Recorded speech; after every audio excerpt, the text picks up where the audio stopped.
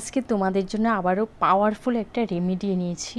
এই রেমেডিটা ইউজ করে তোমরা নিজেরাই বুঝতে পারবে যে তোমাদের স্কিনের পার্থক্যটা তো কতটা পরিবর্তন হয়েছে। তো ভিডিওটা তোমরা শুরু থেকে শেষ পর্যন্ত আমার সাথে থেকে দেখো, তাহলে আমি যে নতুন নতুন টিপসগুলো তোমাদের সাথে শেয়ার করে থাকি সেগুলো তোমরা ফলো করলে আরও ভালো রেজাল্ট পাবে। হ্যালো বন্ধুরা, একাজ ডায়েরিতে সবাইকে স্বাগতম। যারা আমার চ্যানেলে নতুন আছো প্লিজ চ্যানেলটা সাবস্ক্রাইব করে পাশে থাকা বেল আইকনে ক্লিক করে দিও, তাহলে যখনই আমি এমন নতুন নতুন ভিডিও আপলোড দেব সবার আগে পৌঁছে যাবে তোমাদের কাছে।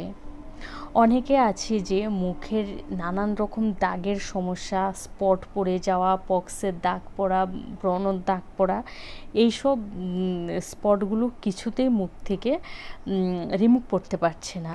তো সেই নিয়েই আমি আজকের ভিডিওটা তোমাদের সাথে শেয়ার করেছি। আমার আগের রেমেডিটা ইউজ করে অনেকেই খুব ভালো রেজাল্ট পেয়েছে। তাই তোমরা বাজারের নামি দামি প্রোডাক্টগুলো না ব্যবহার করে, কারণ ওতে হার্মফুল কেমিক্যাল থাকে, ওটা আমাদের স্কিনের জন্য ভীষণ ক্ষতি। তাৎক্ষণিক হয়তো আমাদের স্কিনটাকে গ্লো করবে, কিন্তু পরক্ষণে কিন্তু আমাদের স্কিনের জন্য ভীষণ ক্ষতি। তো তোমরা এই রেমেডিগুলো ইউজ করো। এবার তাহলে চলো দেখে যাই মূল রেমেডিতে।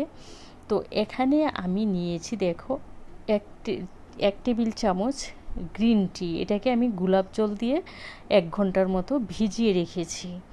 তারপরে দেখো জলটা কিন্তু একদম চা পাতার সাথে মিশে গেছে। সামান্য পরিমাণে গোলাপ জল দেবে, এখানে বেশি জল ইউজ করা যাবে না। তো এর মধ্যে আমি দিয়ে দিয়েছি বেকিং সোডা। তোমরা হয়তো অনেকে বলতে পারো বেকিং সোডা আমাদের স্কিনের জন্য ক্ষতি। একদম ভুল ধারণা, আমাদের স্কিনের জন্য ভীষণ ভীষণ উপকারী। তো একটা দিয়েছি আমি ভিটামিন ই ক্যাপসুল। আমি আগেই বলেছি যে আজকের রেমেডিটা হলো ভীষণ পাওয়ারফুল একটা রেমেডি। তো এবার দিয়ে দিচ্ছি 1/2 চা চামচ কস্তুরি হলদি। তো তোমাদের কাছে যদি কস্তুরি হলদি না থাকে, আমি প্রত্যেকবারই বলে থাকি যে রান্নার হলুদ দিলে সামান্য পরিমাণে দেবে, না হয় হলুদের একটা কালার চলে আসবে মুখের মধ্যে। এখানে আমি 1 টেবিল চামচ দিয়ে দিয়েছি অ্যালোভেরা জেল। আর সবসময় চেষ্টা করবে ট্রান্সপারেন্ট যে অ্যালোভেরা জেলটা সেটা নেয়ার, মানে হোয়াইট রঙের। এবার বেশ ভালো করে আমি মিশিয়ে নিচ্ছি অ্যালোভেরা জেলটা দিয়ে। দেখো মেশানোর সাথে সাথে যেহেতু বেকিং সোডা দিয়েছি, তো একটা ফোমের আকার হয়ে যাবে আস্তে আস্তে, আর অনেকটা দেখো জল ছেড়ে দিয়েছে। এবার এর মধ্যে দিয়ে দিচ্ছি আমি বেসন। বেসন তোমাদের পরিমাণ মতো তোমরা নেবে। তো আমার 1 টেবিল চামচের থেকে একটু বেশি লেগেছে। তো সেই হিসেবে তোমরা কিন্তু পরিমাণ যেমন নাও সেই হিসাবে বাড়িয়ে কমে নেবে। এবার যেহেতু দেখো এখানে বেকিং পাউডারটা দেওয়া আছে, এটা একটা ফোমের আকার কিন্তু ধারণ করেছে। তো যেটা আমি বলছিলাম, বেকিং পাউডার কিন্তু আমাদের স্কিনের জন্য মোটেও ক্ষতি নেই, বরং আমাদের স্কিনের জন্য ভীষণ ভীষণ ভালো। স্কিনে দাগ ছোপ, রিঙ্কেল পড়ে যাওয়া, ফান লাইন, এগুলোকে ভীষণ ভীষণভাবে সারিয়ে তোলে। এবার দেখো আমি বেশ ভালো করে মিক্স করে নিয়ে মিক্স করে নিয়ে আমি 1 থেকে 2 মিনিটের জন্য ঢেকে রেখে দিয়েছি। এবার আমি তোমাদের বলে দিচ্ছি যে তোমরা কিভাবে অ্যাপ্লাই করবে। অ্যাপ্লাই করার পদ্ধতি তো আমরা সবাই জানি, যে স্কিনটাকে আগে ভালো করে আমি ধুয়ে নেব, যেন স্কিনে এক্সট্রা কোনো অয়েল না থাকে। তারপরে আমি যে পেস্টটা তৈরি করেছি সমস্ত পেস্টটা আমি মুখে লাগাবো। এটা তোমরা হাতে, পায়ে, গলায়, বগলে সব জায়গায় লাগাতে পারো, কারণ এটা কিন্তু কালো দাগ স্পটগুলো সব তুলে নেয়। এই রেমেডিটা এতটাই পাওয়ারফুল, তোমরা মাত্র একবার ইউজ করে তোমাদের স্কিনের ফারাকটা তোমরা বুঝতে পারবে।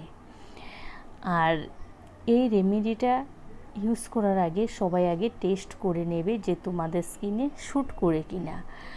যদি কারোর বেকিং পাউডারের প্রবলেম হয় অ্যাভয়েড করতে পারো, যদি কারোর অ্যালোভেরা জেলে প্রবলেম হয় অ্যাভয়েড করতে পারো। এখানে আমার পাওয়ারফুল হলো যেটা, সেটা হলো গ্রিন টি। তো এই গ্রিন টিটা কিন্তু অবশ্যই অবশ্যই দিতে হবে। আবারও আমি বলছি, তোমরা যখন ইউজ করবে তখন স্কিনে একবার একটু লাগিয়ে 1 থেকে 2 মিনিটের মধ্যে দেখে নেবে কোনো ইচিং হয় কিনা, মানে চুলকাচ্ছে কিনা, রেশ বেরিয়েছে কিনা। তাহলেই তোমরা তারপরে স্কিনে অ্যাপ্লাই করবে।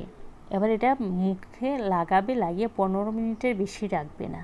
তারপরে প্লেন জল দিয়ে ধুয়ে তোমরা যে ময়শ্চারাইজার সবসময় ব্যবহার করো সেই ময়শ্চারাইজারটাকে ব্যবহার করবে। তো আশা করি তোমাদের আমি ক্লিয়ারলি বুঝিয়ে দিতে পেরেছি। যদি তোমাদের বুঝতে সমস্যা হয় অবশ্যই আমাকে কমেন্ট করবে। আর প্লিজ কেউ ভিডিওতে লাইক দিতে ভুলো না। দেখো, লাইক সাবস্ক্রাইব এগুলোতে কোনো পয়সা লাগে না। তোমরা আমাকে ভালোবেসে এই গিফটগুলো দিও। আমি তোমাদের ভালোবেসে আমার আপ্রাণ চেষ্টায় আমি তোমাদের গিফট দেওয়ার চেষ্টা করব। আশা করি এই ভিডিওটা তোমাদের ভীষণ ভীষণ উপকারে আসবে। আর ভিডিওটা তোমাদের আত্মীয় স্বজন বন্ধুবান্ধব সবার সাথে বেশি বেশি করে শেয়ার করে দিও।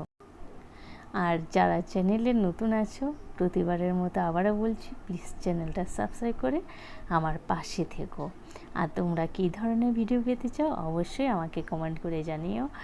আর ভিডিওটা ভালো লাগলে আবারও বলছি, সব বেশি বেশি করে শেয়ার করে দিও, কারণ তোমাদের একটা শেয়ার হয়তো অনেকের খুব উপকারে আসতে পারে। তোমরা ভালো থেকো, সুস্থ থেকো, সাবধানে থেকো। আবারও তোমাদের সাথে আমি ফিরে আসছি নতুন কোনো ভিডিও নিয়ে। আজকের মতো আমি তোমাদের থেকে বিদায় নেব। টাটা। আর তোমরা অবশ্যই আমাকে কমেন্ট করবে তোমরা কী ধরনের ভিডিও পেতে চাও।